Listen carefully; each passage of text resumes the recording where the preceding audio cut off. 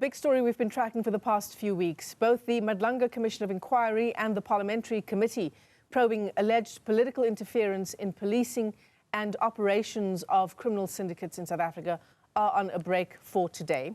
At the Commission, testimony revealed WhatsApp messages allegedly exchanged between suspected cartel kingpin Vusumuzi Cat Matlala and 5 other key individuals, including Brown Mogotsi. That name has come up again and again.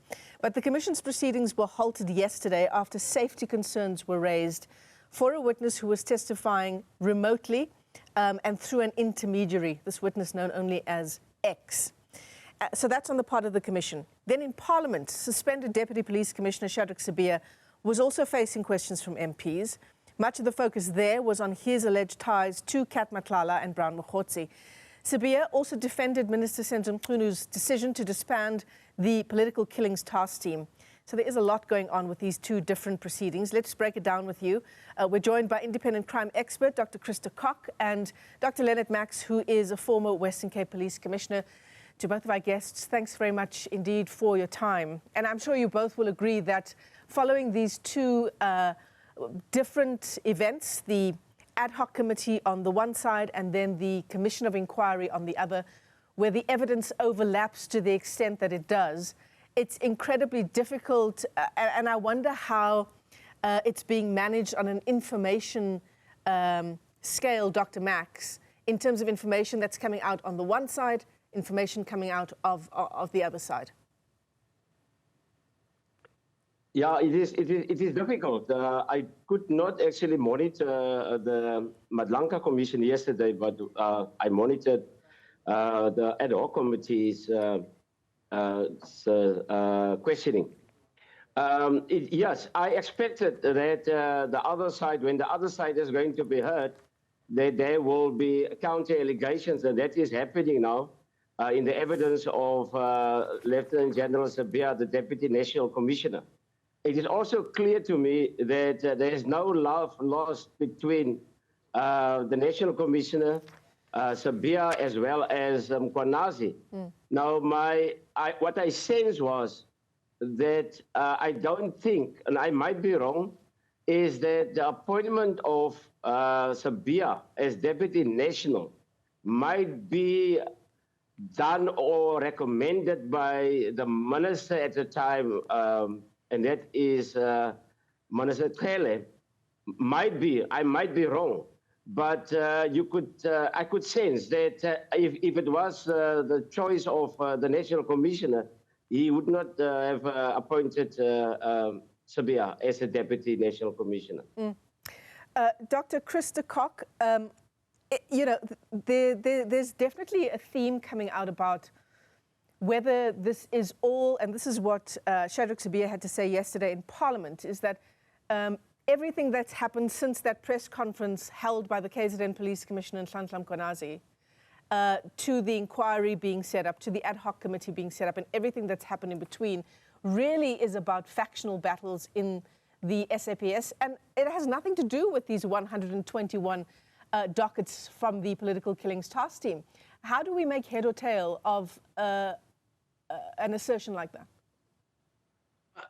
I think we must remember that General Sabia is trying to explain why these allegations are against him and try to put some question marks on especially General Mangwanazi, because it seems that's the main conflict there, and that he will do everything possible to do that. Now, when they bring back General Mangwanazi and General Samola and even Kumalu, then these questions have to be asked.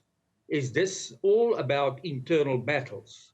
But I must say, one thing that he admit, and quite openly, was that he is friend with Mr. Brown Mogotsi, that Mr. Mogotsi took him to Cape Town or invited him to Cape Town.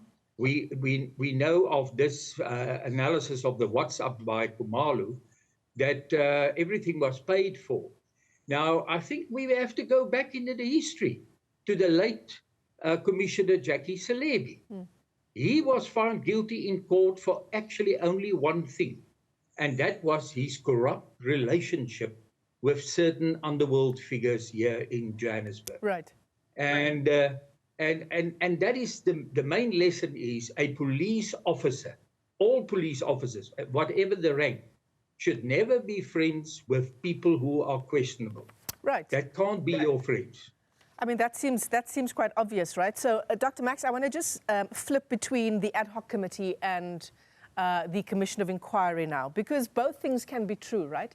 This can be about factional battles on the one hand, and it may well be true, but it can also be, and there's evidence to back this up, about this corrupt relationship that Dr. de Kock has just outlined to us. So at the ad hoc committee, Sabia was asked about whether he was concerned that Brown Mogotsi gave him information. He said he was concerned that he gave him information that he already knew. There's another question from an MP saying, but were you not concerned that someone like Brown Mogotsi, who has clear ties to someone like Vusmuzi Cat Matlala, who is allegedly an underworld figure, were you not concerned that he even had this confidential policing information? And then Sabia's answer was interesting, and he will surely have to answer for this in whatever forum it is. He says, no, I used it to my advantage and to survive. What do you make of that, Dr. Max? Yes, that is a totally unacceptable relationship. And the question was also, why did somebody with such a character have free entrance to a person like him, the Deputy National Commissioner? No, that raised serious questions of association with a particular group of people who got questionable characters. And I think, and that is also what the National Commissioner referred to in his testimony about the reason why he suspended Sabia and about the 121 dockets. Sabia also said that the conflict between them is not about the dockets, as my colleague said, Dr. de Kock. He said it's about the succession race to become the Hawks chief. And he also applied for it, and he was looking forward to be interviewed. And then this happens now. So he's actually prejudiced by this allegations not to participate in that particular interview, because most of the Hawks commanders work under his command before. But on the one hand, it is good that this come out so that the allegations can be dealt with against him of possible corrupt relationship with these underworld figures. Right.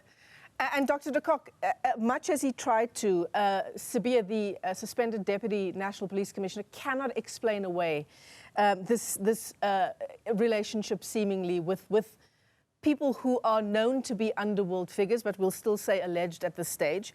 There was another question, Dr. de Kock, by one of the MPs asking him, is it proper that heads of police have contact with service providers like Cat Matlala? And his answer was interesting. He says, you know, Cat Matlala was very well known in the corridors of the police. And no, it's quite proper that even the Deputy National Police Commissioner has contact with someone like that. He is a service provider after all. I mean, is that answer absurd?